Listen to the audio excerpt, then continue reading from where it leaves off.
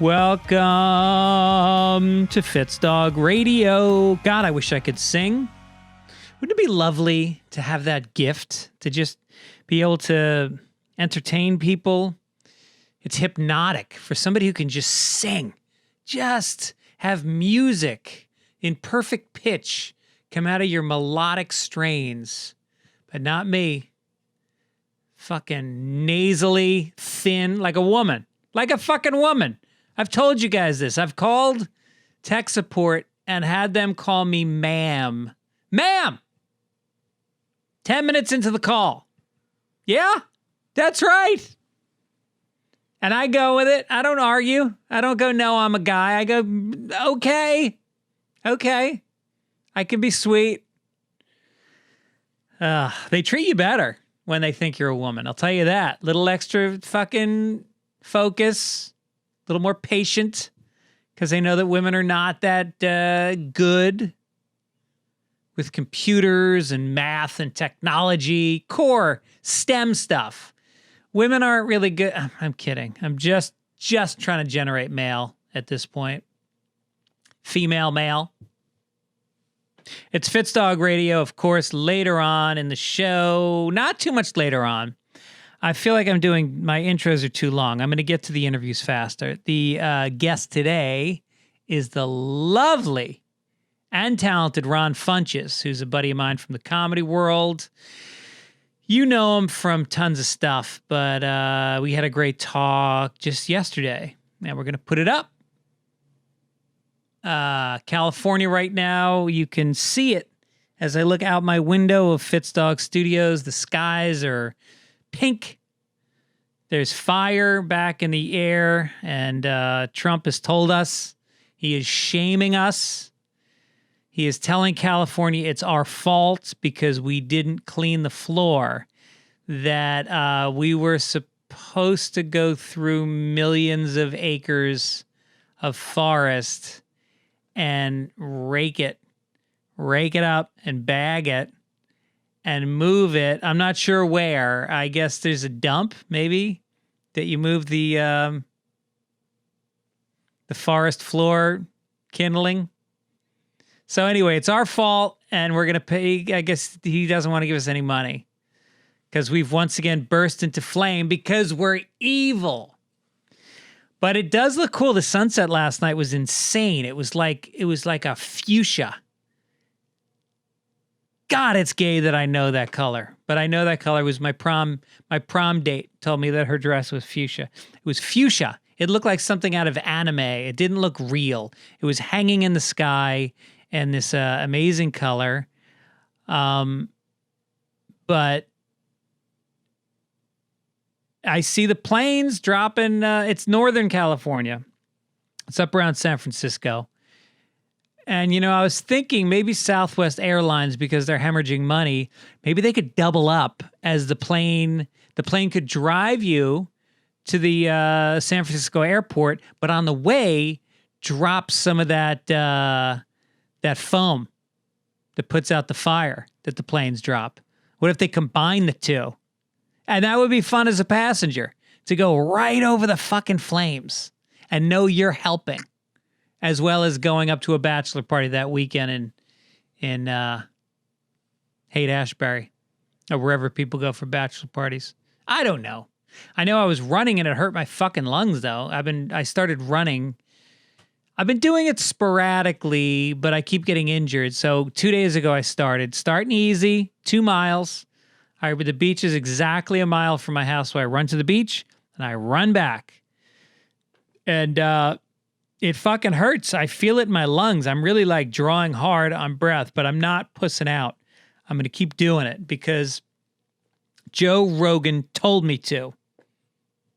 I watched a clip of Joe online, and it was this kind of motivational clip about how if you want to push through difficult things in your life, then you have to do physical things that you have to push yourself through. And when you do, it allows you to break through. And you know what? It fucking does. Guy knows what he's talking about. When I run, I get through the rest of my day so much easier. Some kind of exercise in the morning. Or start a fist fight with somebody. But stay in it. Stay in the fight. Don't run. Take a beating. Throw a few punches. Make sure somebody's videotaping it. Videotaping it? What am I, 90? They still call it videotaping. And still, if you want to attach something to your email, there's an icon of a paperclip. How much longer until kids have no fucking idea what any of this stuff means, but they're still doing it? Because they're sheep. They're cheap, as Tony Montana would say. So when I run, I'm trying to find the right music to listen to. I like, it's got to be hard. I don't care the genre. It's got to be hard. It's got to be like Metallica or Wu-Tang Clan or Foreigner. Hot-blooded, check it and see. I got a fever of 103. Come on, baby. Now I'm just torturing you because I can't sing. But we had a good day yesterday. Me and the wife went on a hike after my run. We went up to Malibu, and there's this beautiful hike that goes up to a waterfall. It's called Solstice Canyon. And it was fucking hot. It was like 90 degrees. But we did the hike, went to the beach, went to First Point, which is like a really nice break in Malibu where a lot of surfers go out. And it's this really cool break because it comes in at an angle so they can ride the wave for like a minute, a full minute. And then they go around it. You can go around it so you don't have to swim against the wave. And then they come back in again. So we swam a lot. We watched the surfers. It was kind of beautiful. It's kind of beautiful to be with my wife. And we have these perfect days, you know? And I don't get sick of her during this pandemic. She's just a lovely person. I wish you could know her. Maybe you do through this podcast. Maybe you feel like you know her. Some of you feel like you know me, so you write me. You can always write me at fitzdogradio@gmail.com. Randy Harrow, Jero, Jero. He says, Dear Greg, been listening for years. Is it possible that you have gotten funnier during the pandemic? Well, yes, Randy. It's entirely possible. I don't know what it is. Suffering on a global scale just makes me chuckle. I don't know. Maybe I am. Maybe I'm funnier. But he says, I hope that you will give up your liberal Hollywood act. Your comedy is better suited to us on the right. Well, being a liberal is funnier. It seems to be. It seems that that's the language of comedy. If you think about it, there aren't a lot of comics on TV anyway that are coming from the right. I mean, if you look at all the late night talk shows, Colbert, Seth Meyers, Bill Maher, John Oliver, they're all liberals. Every one of them. Saturday Night Live, liberal. I can't name one conservative comedian on TV. It's fucking weird. And it's not fair to you. You guys need to get a good... Nick DiPaolo's conservative, but he's a little too racy for the mainstream media. You need to find a guy who represents you.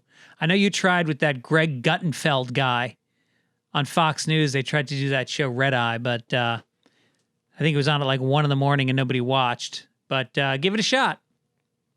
Johnny Waldes says, hey, Greg, in your childhood BB gun story, it wasn't childhood, it happened 2 weeks ago. Your mistake was you didn't know how to play one pump. As in you will give it one pump before you shoot the gun at your friend. It is safer. We did this growing up to make sure it was sporting. We'd spread out 20 feet away and we'd aim at each other's feet. So I guess, yeah, I think we were going 3 pumps. And that shit, I had a welt. I had a welt for like 5 or 6 days. But I think that's the way you play. If you're going to play, no fucking 1 pump. I don't know where you grew up, Johnny. I grew up in fucking New York. 3 pump it. It's like birth control. If you want to be safe, you can do 1 pump, but it's not as much fun. is 3 pumps. Or, I don't know. How many pumps do you have during sex? Let's see. 1, 2, 3, 4, 5, 6, 7, 8, 9. There are 9 pumps during good sex. Let's get to it. Here's a segment we call Say What? Say what? These are things that your relatives, your genealogy, you're the people that raised you used to say. A lot of times your grandparents. Mike Lace says, my grandmother used to say, in reference to a fart, my wife's grandpa replies with, quote, well, your voice has changed, but your breath still smells the same. Bad delivery, Greg. Well, your voice has changed, but your breath still smells the same. I'm going to try that one out on my son, who is enamored with his own farts lately. He's 19. My son's 19, and he's decided, because he's in college, he can do whatever the fuck he wants in our house now. He says, fuck. He said cunt the other day, which I said absolutely not in this house. And he farts at the dinner table. Justin Jones, who says, another dad classic on being broke, quote, if shit were a nickel a pound, I couldn't buy a sniff. That's broke. That's broke. Robert Boggs, here's some of my parents' best colloquialisms. If someone were incompetent, my mom would say, honey, he couldn't pour piss out of a boot if the instructions were written on the heel. I said it with a southern accent because he started it with honey. Your Aunt Lottie is so cheap, she'd take a free ride to hell if they threw in a bologna sandwich. And then finally, if you're gonna dance, you gotta pay the fiddler. That was one I got hungover many times as a teenager. When I was complaining about a hangover, that's what I would get, which Robert says he also got. If you're going to dance, you got to pay the fiddler. Yep. And sometimes it's worth it. Sometimes I'll tip the motherfucker. All right, let's get into it. My guest this week, as I said, you know him from At Midnight. You know him from The Kroll Show. He was on Undateable on, I think that was ABC. For a couple years that was on the air. BoJack, you've heard his voice on BoJack Horseman, Adventures of Puss in Boots, Adventure Time, Trolls. He was on Transparent, Blackish. He's very successful. And I'm happy for him because he's a funny dude and he's sweet, but he will shit on you. He does it subtle, like so you don't notice, but he'll shit on you. And I respect that. All right, here he is, Ron Funches. All right, let's do a quick ad here from my friends at Raycon. Look, I'm always trying to find earbuds that feel comfortable and yet have a bass sound to them.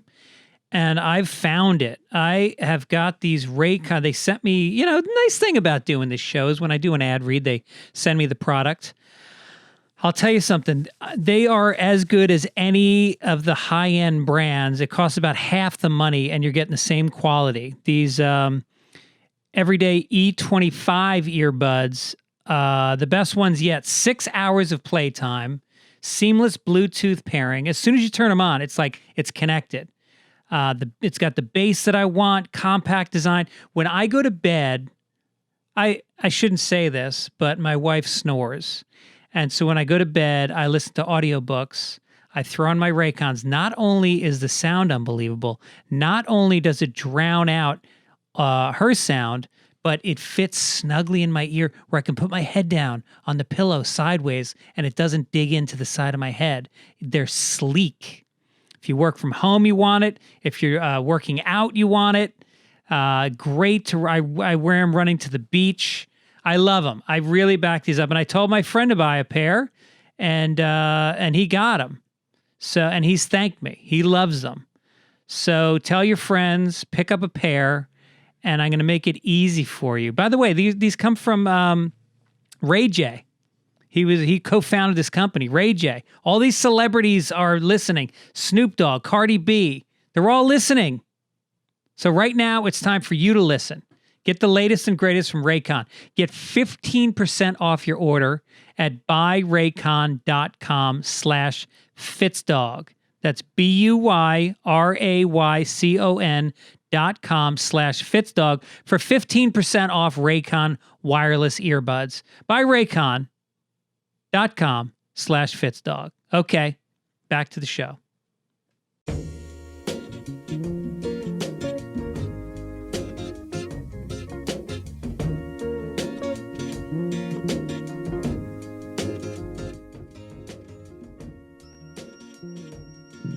Welcome to Fitzdog Radio. I'm Greg Fitzsimmons, 5'8", 150 pounds. Used to be a redhead. Now I'm starting to fade a little bit. Ron Funches used to be 320 pounds. 60. No. Mm-hmm. And now you're down to a cool 220? Mm-hmm. I love it. Yeah, it's good. I'm loving it too. Was it get rid of the carbs, get rid of the bread? What'd you do? Well, I mean, when you get 360, it's an easy start. More it's like, hey, get rid of the Philly cheesesteak, get rid of drinking the 6-pack of soda every day, and then soda. Yeah, Jesus. Soda was a big part of it. I loved cherry Coke when I was young, one of my teens, 20s kids. Love a cherry Coke. So that was a lot of that, and then a lot of walking, and then the walking transition into more weightlifting now, and just drinking a lot of, now it's just got this guy with me all the time, full of water, protein shakes, and chicken breasts. It's my life right now. What are you doing for weights? You got some in the house?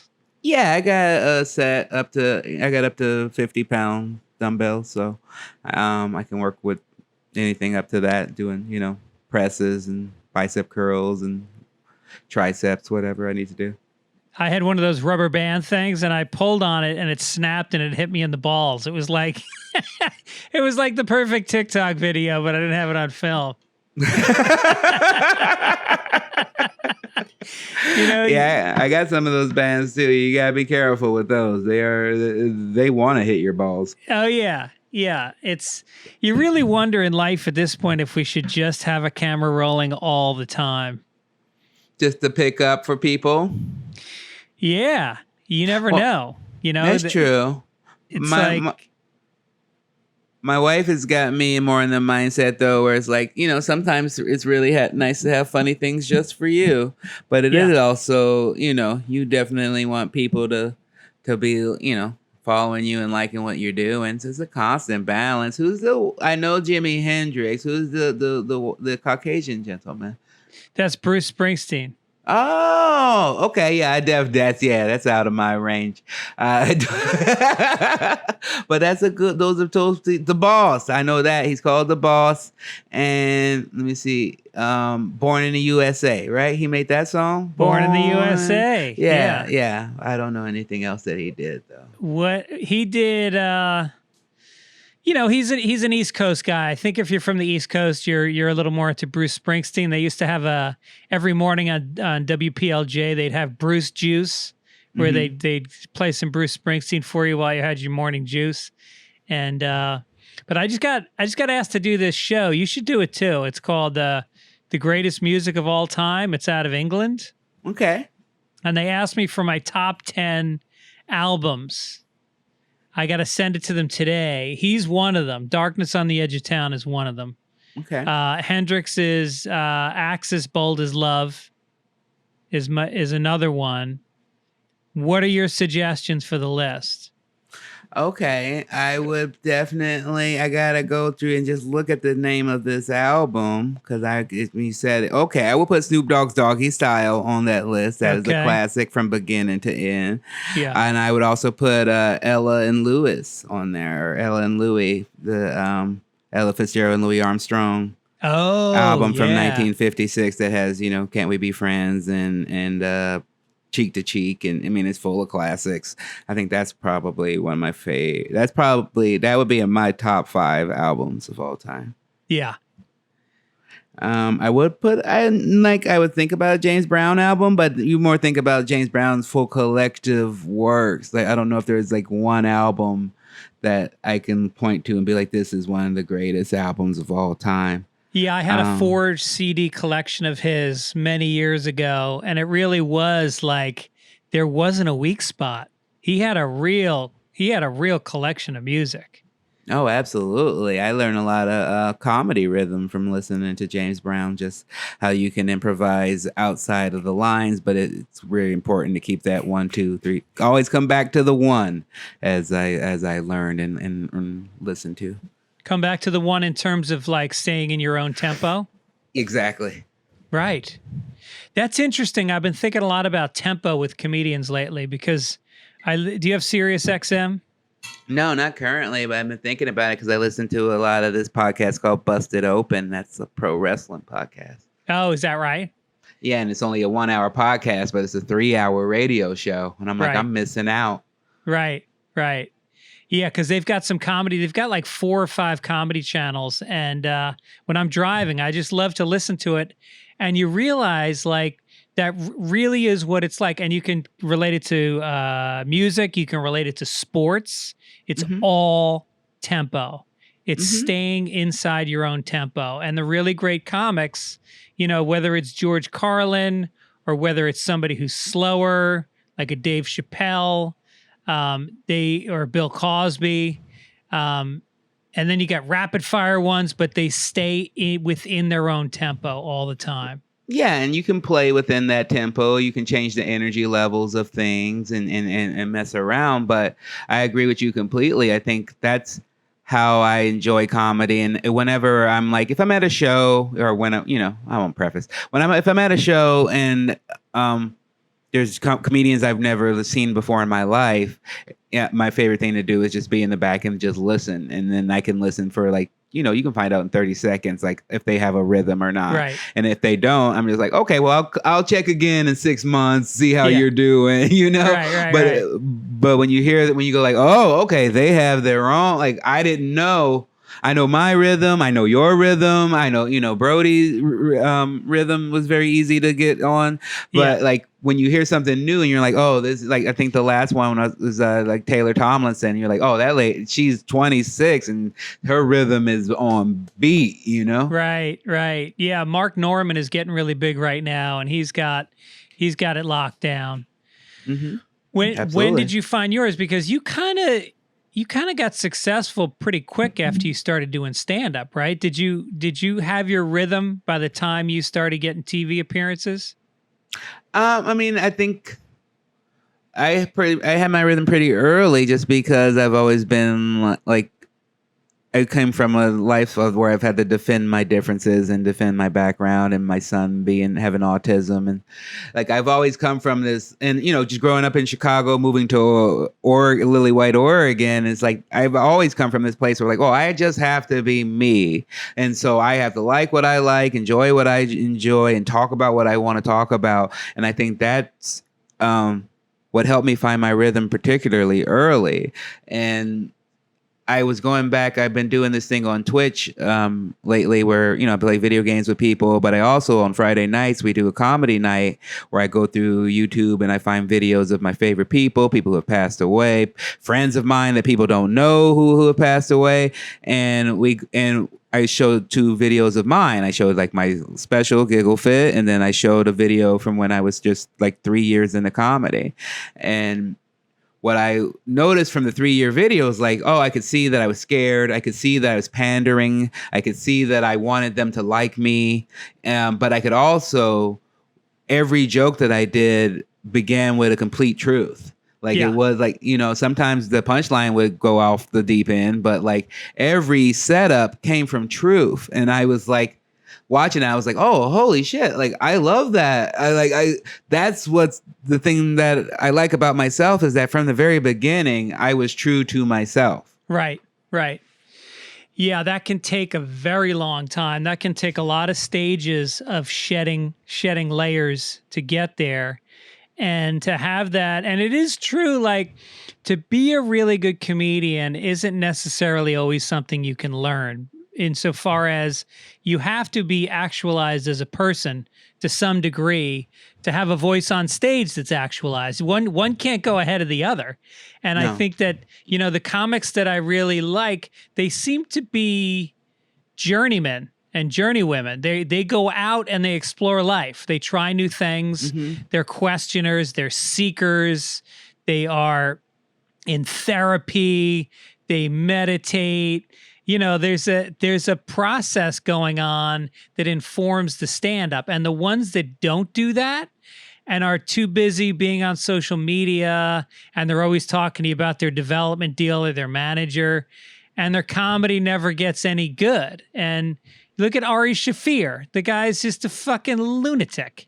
He just goes out into the world and he just tries to shake it up. He tries to listen. He's a listener. And then when he goes on stage, that's why the guy puts out a new hour every year. No, absolutely. I think that's something I've learned from just watching my peers, watching my mentors of like, you never want to get into this. I think talk to Emily Gordon about this, where you don't want to get to the point where comedy is so important to you or so obsessive to you that it's your only thing, because then you have nothing to talk about and you just start cannibalizing your own act, going through the same topics over and over again because you're not out there living a life. And I've always said, like, when people were like, when are you gonna, think a lot of us fall into a trap of like, oh, every year we better be putting out this, we better be putting out that. We get on this treadmill of like, oh, if I don't have a new hour every year, I'm messing up. And I was like, oh, I don't want to look at it from a comedian point of view. I want to look at it like my favorite video games or my favorite movies. Like, the people who make my favorite things are like Pixar or like Rocksteady video games. And they don't go by, they're not lazy, but they don't go like, oh, I need to put out a new game every year. They go, when it's ready, we'll put it out. Right. And that's how I try to work, is just like, when I'm inspired, when I've done new things, when my life has changed, I will have a new hour for you. But if my life hasn't changed, then I don't have, because I am such a comic that talks about myself and talks about what's going on in my life. I don't like to do topical things because I feel like then you run into that. If you're not of the top tier of that, you're going to run into like you're doing the same topics as everyone else. You're doing the same jokes as everyone else. We see that all the time. Right. So I just try to write about myself, but in order to do that, my life has to change, which means sometimes where I would keep myself stagnant, like the therapy that you talked about, I will force myself to go through those changes because I go, oh, I need to have a new hour. That's right. That's right. Yeah. So I better start fixing my life together. I better get myself together. I better go get married. I better go do things. Right. No, every time I've done a special, it's always been, my first one was I'm single. My next one was I'm engaged. My next one was I got kids now. It has to gestate.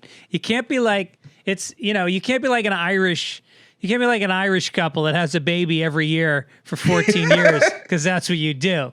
You got to feel romantic first.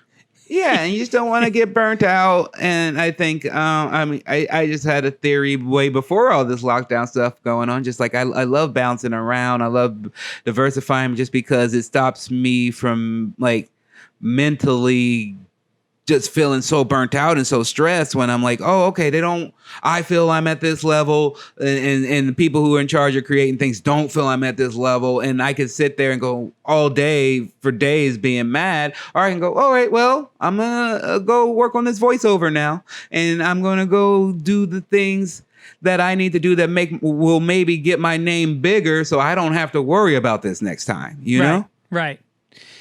Yeah. It's kind of a balance of like not caring, but at the same time honoring what it is that's going to make you get motivated. Finding that, like for me, during this pandemic, I launched a new podcast. I'm doing 4 podcasts a week, and I feel like I got a real job. And it's like, the numbers are going up because I care more about it than I did, I think, when I was busy. Sometimes I'm staffed on a show and I'm doing my podcast, but I don't really have that time to sit before and think about what I want to talk about. And now it's like, it's all I think about. Like, I've been so looking forward to talking to you and knowing enough about you to think about what's going to make this a special podcast. Yeah, no, I always love talking with you. I've been doing a lot of press for the projects that I got coming out, and but I was like, oh, I can't wait. I'm excited. Oh, that's great. Because we could just talk about comedy for a change. yeah, and it is weird right now because the Comedy Store, which is both of our home clubs, is gonna have a very different lineup when the pandemic ends. There's some people that have had some troubles that aren't going to be around. And then you got Rogan moving to Austin. Mm-hmm. And now I'm hearing Joey Diaz is moving to New Jersey. Did you hear that? I did hear that, yeah. Damn. Yeah, I love it. I'm all about it. I told Joe to his face, I'm like, get out of here, man. Yeah. I love the chaos because it just means that there's going to be new things brewing. New people are going to come up. It means that my time slot automatically is at least 15, 30 minutes earlier. Yeah. So I appreciate that. Right. So I am a big fan of it. I love the chaos of it. And I think it's going to shake everything out. Like people like Joe, he is now an empire to his own. So he needs to kind of go off on his own and let the system, like the Comedy Store that helps create stars, let it help create more stars because you don't need it anymore, And so I think that it's awesome. A lot of people have been like, oh, everything's falling apart. Like things are going to be I'm like, no, there's so many talented, hardworking comedians. And I think what we're going to find now is going to separate those who are doing it because they love it and those who are doing it because they want to be famous, Yes. Right. No, I guess I hadn't thought of it that way. I guess that's good. Change is inevitable. And I always say to young comedians that get, like you were just describing of you think you're at one level and maybe the industry thinks you're at another one. It's at any given point. And I say to young comics, this is one of the true meritocracies. Stand-up comedy is really about if you're funny, you're going to get spots and you're going to move up and you're going to get noticed and you're going to get representation. You're going to get your shots. Now, your shots may not work out. You may end up on a TV show that gets canceled in the first season, or you may get a development deal that doesn't make it to a pilot. But like the stand-up's always going to be there. And if you're good at it, you'll always have work. Mm-hmm. Yeah, I think on the live sense, yeah, I don't think we've seen that necessarily as it comes to like, obviously specials or things like that. Right. But as far as the live sense, that's the one thing I love the most. It's one of the last bastions of true free speech, of being able to do exactly what you want to do as long as you stand behind it. If you want to say something horrible and get punched in the face, that's your right as well. Yeah. And I love it. I think it's truly beautiful, and I'm more grateful for it now, and much more grateful for the audience now. I think we can often have a bit of a antagonistic relationship with the audience sometimes, of just feeling like, oh, there should be more people or this or that, and just not having it, doing Zoom shows, doing, all this stuff has really made me take stock and be like, man, anybody who takes the moment out of their day or money out of their pocket to come hear my BS and what I got going around in my head, I truly appreciate, because without them, I'm nothing, I don't have anything without someone sitting there to watch and listen. I don't have anything. I'm just a crazy person.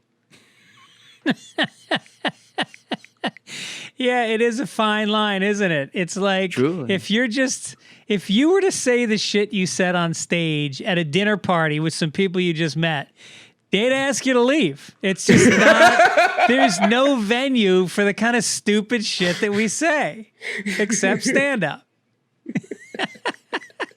And we feed on that. We go, how can I shake it up? How can I say something that's going to make people uncomfortable so I can then put them back in a comfortable place by making them laugh? It's this real simple strategy, and it doesn't work anywhere else. No. We get paid. It's the only job, there's a couple others, but I think a stripper is also one. But it's one of the few jobs where you're paid to manipulate people's emotions. You know, everything else is people like don't mess with my emotions. Yeah, it's like a horror movie. You know what's going to happen when you go in. You're going to experience an intense emotional reaction to an experience. And you're going to walk out and there's going to be catharsis and you're going to feel relieved. Yeah. Oh, man. The way you just put it, I love it. Yeah. And we are living a horror movie right now. Are you, so what are the Zoom shows that you're doing? Have you done stand-up live since the pandemic? I did. Yeah. I've done one stage G show, but it was also like put out on the internet. There was no live audience. It was all it the like Tom the wall. Papa thing? No, it's like the secret show thing. I don't know if you've seen that, where it's like a wall of people that you can see looking at you. But it was resistant at first, but the more this was going on, I was like, well, I still love doing comedy, and I got jokes that are coming to me, and if I don't say them, I feel like I'm wasting my gifts.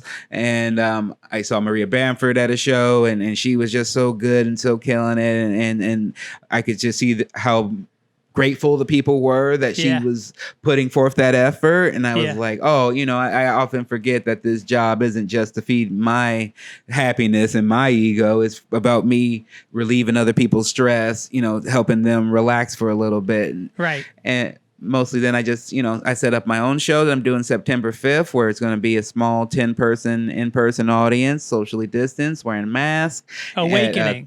Yeah, Christopher Titus's production studio thing.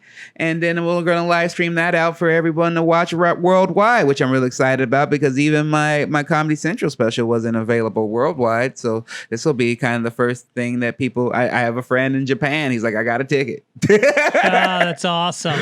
Mm-hmm. Yeah, you got to give him a shout out. I would. So is it going to be a straight stand-up show, or are you just going to be up there hanging out with friends? It's going to be a straight stand-up show. We're going to bring the live tour show that I do, all year round, but most, heavily in the summer that I would normally be doing. Me, Blair Saki, one of my best friends and uprising wonderful comedian, and Gabe Dinger, who's another great comedian and sharp joke writer. And we're going to do what we would normally do on the road, but streaming it to people's houses. And are you going to have any feedback from the audience, or are you just doing it straight to a camera? No. There'll be 10 people in a crowd. Oh, nice. Mm-hmm. How do you choose those 10 people?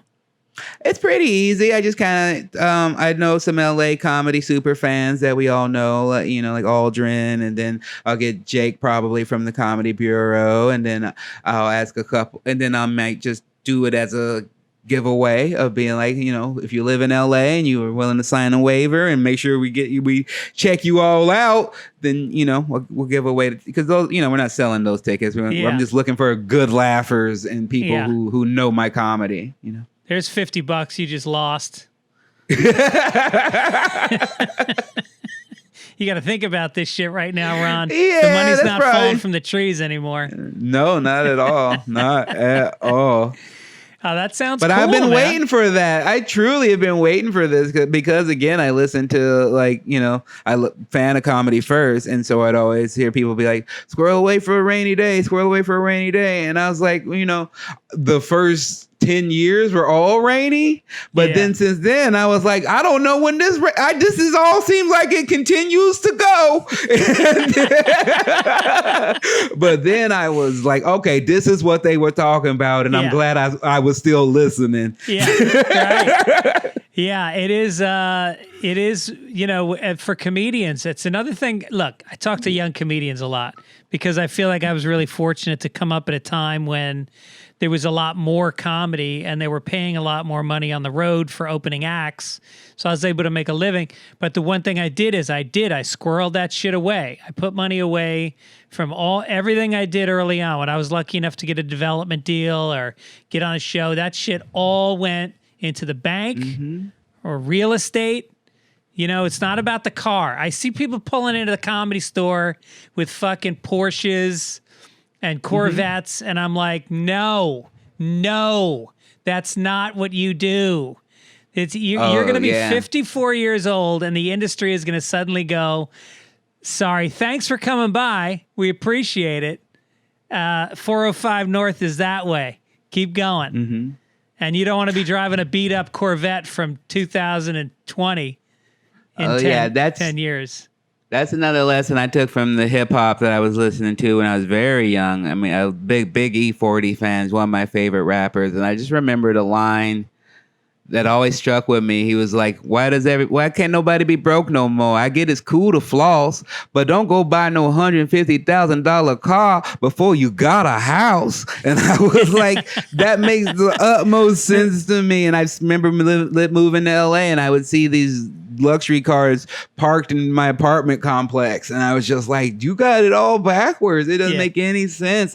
And my main goal from the very get-go, and I think it's also because I had my son, and I had my son when I was 20, so he was been with me since before I started comedy, and I was always about getting a house for him, and that's what I wanted. I got the house. I still drive my same Volkswagen Jetta that I got from when I was on the Kroll show from the first year I moved out here. That's hilarious. I got a 2011 Prius, I think. And you know what? Thing gets me everywhere I'm going. It's fine. It's fine. In the meantime, if we want to go to Ireland on vacation, that's a quality of life thing. That's an experience. That's what I'll spend money on. I'm not spending it on. I'm exactly on that same page. Yeah. What about restaurants? You spend money at restaurants? You go to nice places? Only on special occasions. Yeah, I mean, as my wife would say, and I'm lucky that I have, like, my wife is so chill, and I was worried. And one of the reasons, like, she thought had completely opposite views of each other. She was like, who's in your entourage? I know you guys all got entourage. I was like, you mean my son and my friend Gabe? And because of how she looked, I was like, oh, you're going to be all about purses and new dresses. And she's so chill. Like, like on her birthday, we go like to Mastro's, or, my birthday, we go to Nobu or wherever we go, we'll spend money like that. Yeah. But other than that, every other day, it's just like, we the same thing every day. She cooks pretty much every day, and we keep but we love traveling, and so like I'm cheap every day in regular life, but if it's vacation time, I'm just like, we're just doing whatever we want to do. This is why we're here. That's right. Yeah, that's exactly what I do. Real estate, travel, occasional dinners. And you try to be generous. You give some money to some charity. I feel better about giving money to a charity than buying a fucking car. Yeah, I just try to give back to, first there was people I owed money to, so I had to give that all back. You were the charity case then. Yeah. But then I go back and I try to return the favor, whether it's through charities I really love that are official charities like School on Wheels or Planned Parenthood or whatever I give to.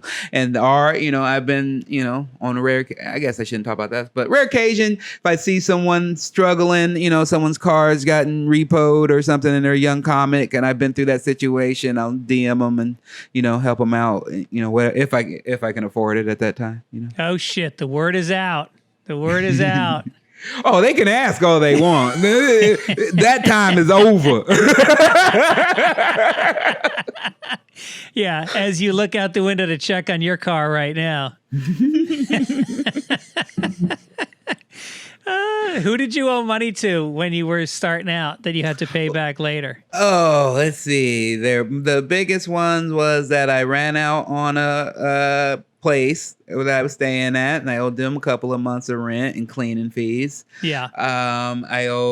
There was a guy who was another comic, and he lived with me. We lived together for a while, and then it was just a really weird situation where sometimes he would just take off, and I would not know if he was going to pay his half of the rent. And then he would have, but he was also like dealing drugs and stuff, and so he would have money laying around his house but not come home. And so then I would take that money, his half of the rent, and then I would go pay the rent. And so, but I felt bad about that. That what do you wasn't mean my you money. Felt bad about that. That was his rent money. You didn't do anything It was, but I don't know. Like I still shouldn't have taken money out of someone else's house or out of their room, you know. And so I sent him that money back, and then my manager, I owed her, I think, like at the highest, like $5,000 at one point. So I had to pay that. You mean back. he or she? She. She just sort of like bankrolled you for a while when you were in a tight spot? She'd send you money, or you just weren't paying commissions? No, she was paying my rent for a few times. Yeah. No shit. That's awesome. Same manager you're with today? Oh yeah. Yeah. You pay my rent when I'm starving and I was not providing you anything. I'm not turning my back on you now. That's right. Who's your manager? Name's Melanie Truitt. Oh, sure. She's fantastic. She's amazing. Yeah, that's so great. That's so great. Yeah, I got to think, who did I pay back? I didn't pay back anybody.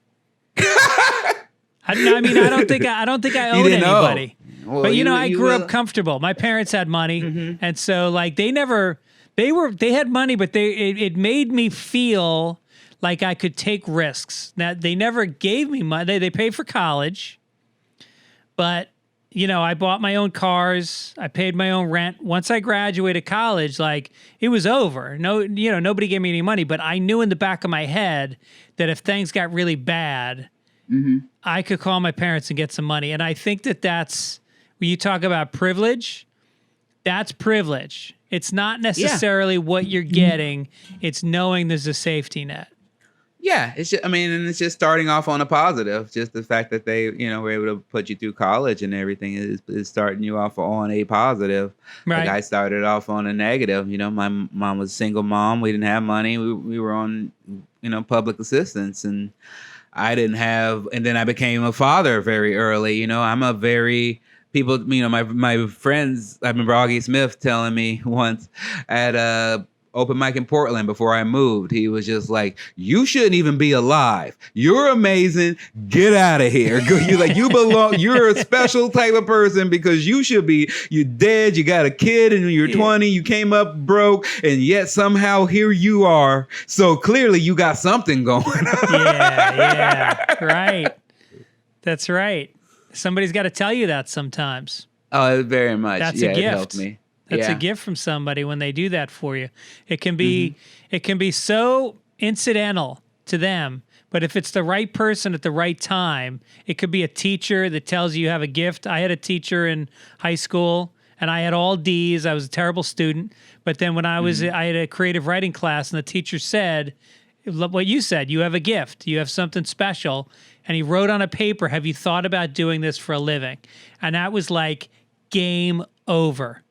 This is what I'm going to do. And it was nothing to him except grading a paper and writing down a comment. But if it happens at the right time from somebody, it can change your life.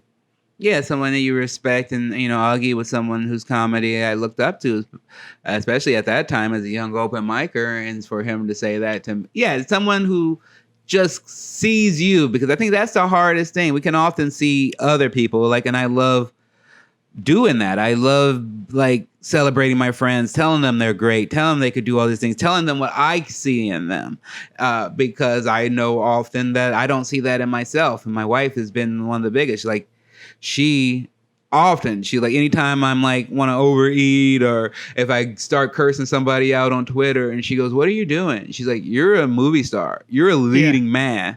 And this is not how a leading man acts. And so you act like a leading man." And so that, just her believing in me like that, then lets me believe in myself, because I know that those are goals I have. Yeah. But sometimes I don't have that faith. And I think a lot of other people don't. It's so much easier for us to see the goodness in others than to see it in ourselves. Yeah, that is marriage. A good marriage is another safety net. It is another thing that lets you feel like if this career isn't working, I've got something that's more important that's there for me. And it lets you take those risks. It lets you, try to be a leading man instead of just scrapping to get, a part in something by riding someone's coattails or whatever you see too much of in this business. Yeah, truly. So let's talk about, I want to thank you. You came out and I do a benefit every year for the Best Buddies. And you were very kind in coming out this year and killing it. It's a charity that helps people with intellectual disabilities. And you heard about that, and because of your son, you came out. Mm-hmm. Oh, absolutely. I'm always happy to help anything that deals with neurodiversity or people, just people who think differently, and making sure there's a space for them, and that jobs for them, and independence for them, because it's something that I think about all the time. And so I had a blast there. I loved it. And it reminds me of, I got to talk to Conan recently on his show because of all the things that have been going on socially. And I got to talk about like my fears with my son and dealing with police officers, because he is half black, and he is, does have autism, and he doesn't necessarily, he follows direction, but not necessarily at the speed that people would like if you were dealing with a police officer. And it's always been a big fear of mine. And so I love being able to talk about that. And I just love anytime I can talk about my son. Yeah. That's beautiful. Yeah, it is something that's scary. You think about how quickly the police want you to conform, and it's something that I don't think you have to think about as a white person as much, and that is something that I think is there's more awareness about what a black person goes through when interacting with the police. I think since Black Lives Matter, I think people are starting to understand what a scary thing that must be to be a black parent. Yeah, well, it's a shame that it takes so long, but I do love that people's eyes are more open, and I think a lot of people who kind of throw it on the rug are quick to go like, well, there's only so many killings and this and that, and it's just, and then they talk about like, well, you gotta, you should be following the police officer directions at all costs. There's always this like excuse of why it's okay to treat a black person poorly. I've seen it just recently where they were showing the video of the Toronto Raptors president, and how he was talking about how the police officer, security guard there, shoved him back, right. and the officer claimed that he attacked him. And then you see the video, and the Toronto Raptors president's completely right. And then you still have people commenting going, well, he should have had his badge around his neck the whole time. He shouldn't have just pulled it out of his pocket. It's like, why would you make excuses for someone like that? You wouldn't do that the other way around. And that's one of the things culturally that has been so ingrained in us that I think we have to get away from, is just because no one's trying to just be like, oh, all cops are bad. Everybody, it's just saying like, if you have bad people in your profession, similar to what we see in comedy, I don't think you should try to protect them. I think you should want them out so that your profession is better.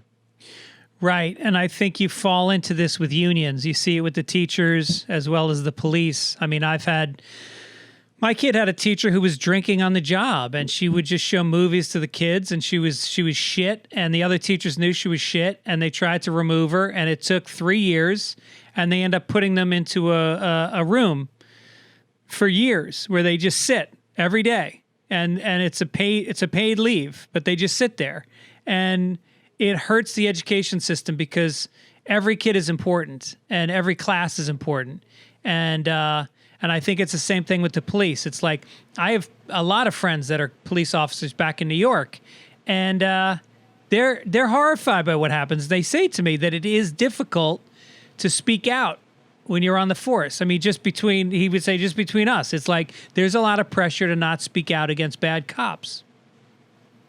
Yeah, no, it makes sense, and it only made more sense to me. I thought it was ridiculous at first until we had more of these things within our community, and I could see people being like, well, there's just, these are just claims. It's not evidence. And it just would be like, well, I could fall into that trap too, especially, when it was with D'Elia, because I consider him a friend of mine at the time, a very close friend, because he had helped me, with business managers and learning the ropes around Hollywood, and always been nice to me. And so, but I couldn't take my interaction and then just disregard what a lot of people are saying. To me, that it would be doing the exact same thing as when we're sitting here going, hey, cops are killing us, cops are killing us, cops are killing us. And you're like, well, what are you doing?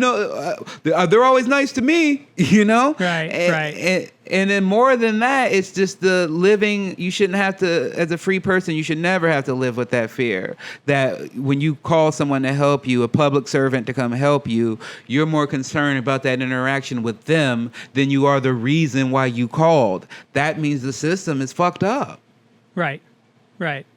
And like you said, it's ingrained. It is very difficult for people, especially if they live in a very white suburban community and all they're seeing is, news clips of black people being arrested or, it's so ingrained to be afraid of a different type of person that then when they move to a city, it's not just the police, but I think it's the general apprehension that a lot of white people have towards African Americans. Did we say African Americans now or are we saying black? I think you just say what you want, as long as it's not the N-word or colored. Right. But I think it's a strong, culturally, there's just been a strong push for that, right? Like, that's something I fight with and am more aware of as a person in Hollywood of like, oh, why when I first moved here was every audition a gang member? Right. Why? It's just because that's what they stereotype black people as, and then they only allow you to have these certain slice of roles of you either got to be coming up from a struggle or doing this or gang member, former gang member. But when it comes to like, being a white person in Hollywood, you're allowed this whole gamut of roles you could play. You could be a scientist, you could be a truck driver, you could be this and that, and it could all be the same actor, And right. like and that's not necessarily the case when it comes to African American actors. And then I don't think we think we're starting to, but before at least I was not aware of just as much of an impact that has on everyday life, because when you're constantly portraying black people as only this way and that way, that's how people, when I go overseas, that's what they think. Because that's the only interaction they've ever had with black people is on movies and television. Right, right. Yeah. I mean, hopefully you're going to see this, this trajectory is good, and you hope that it is something that's long-term and that's meaningful, in media. There's certainly people. I forgot something I wanted to say. I'm sorry. Yeah. But it just reminded me, because I've been in I grew up in Chicago and I moved into Oregon. It reminded me of one of the very first times of an interaction where I had with a cop where I realized that there was complete difference, because I came from Chicago and I was always used to like, yes, officer, no officer. They tell you, don't get out of the car. You put your hands on the thing. And I remember when I was first, my first marriage, was very young and 22, and I was riding in a car with my father-in-law, who was at this point a 42-year-old, 6 foot tall, 6'3", just very Caucasian-y white guy, and we get pulled over, and the cop goes back to his car, and my father-in-law at the time gets out of the car. And I go, whoa, what are you doing? Yeah, what are you doing? You're going to get shot. What are you doing? And he just goes over and they start talking. And I was like, you can do that? You jump out of the car to go stop him. Cop pulls a gun on you.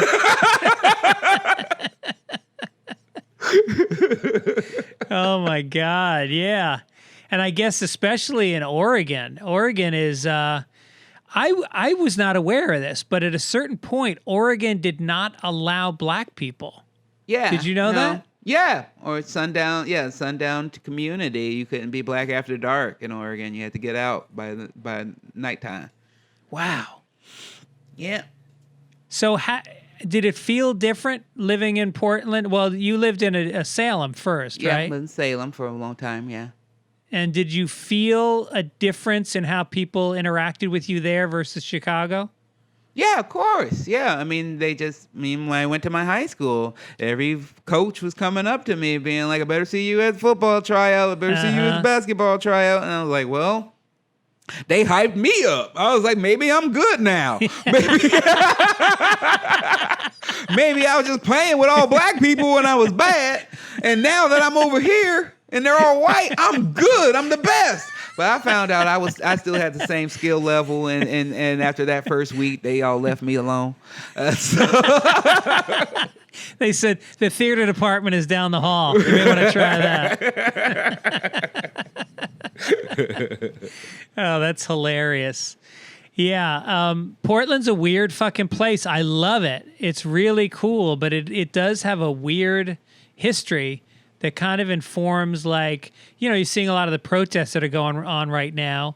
Mm-hmm. And I think it is a lot of white people that have felt that there needs to be change. Mm-hmm. And they are raising their voices, and it's an interesting look that the right sees a bunch of white people protesting for Black Lives Matter, and they try to marginalize it. But I think what these people are trying to say is, look, we were part of the problem. We're trying to be part of the solution.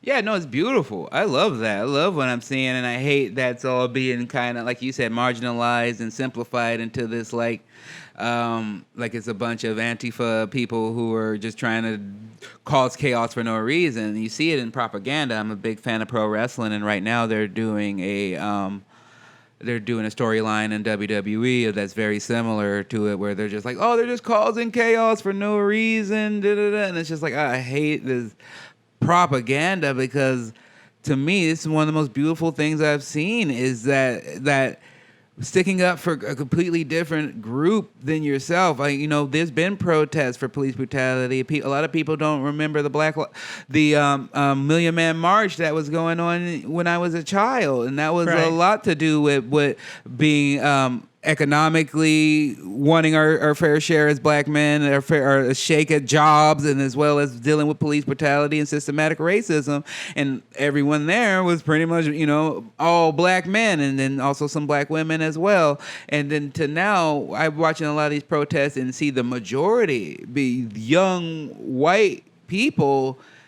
Makes me feel extremely excited, because that means there's true allyship going on, and I try to do that. I feel like you'll often see me more likely to speak out for women's matters than Black Lives Matters, just because I feel like you have to have an assumption with me. I believe Black Lives Matter. I'm a black person, and so I shouldn't necessarily have to always trumpet that. So I'm going to go trumpet for someone else, but I don't always see that the other way around. And so with these protests, I think that's what you're seeing, and I love that. I love that. It's just amazing to me. It's beautiful. All these millennials that people have been making fun of, saying they don't do anything, they don't help anything, and they're literally putting their lives on the line to stop a fascist fucking system.